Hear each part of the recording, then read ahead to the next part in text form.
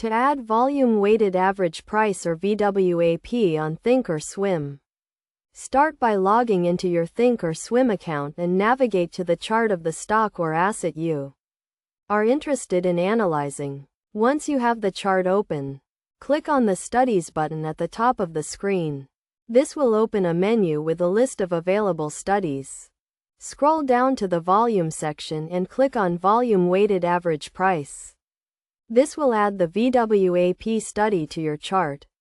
You can also search for VWAP in the search bar to quickly find and add the study.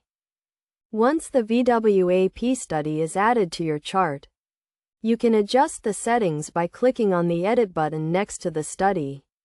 This will open a menu where you can adjust the length of the VWAP, which is the number of days or periods used to calculate the average price. You can also change the color and style of the VWAP line.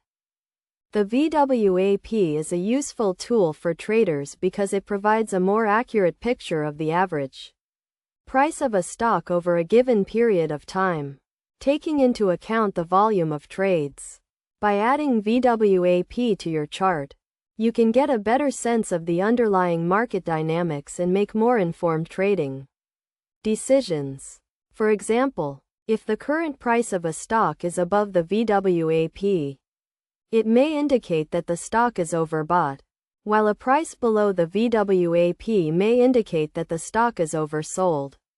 You can also use the VWAP as a benchmark to evaluate the performance of a stock or to identify trends and patterns in the market. To get the most out of the VWAP study, it is recommended to use it in combination with other technical indicators, such as moving averages and relative strength index.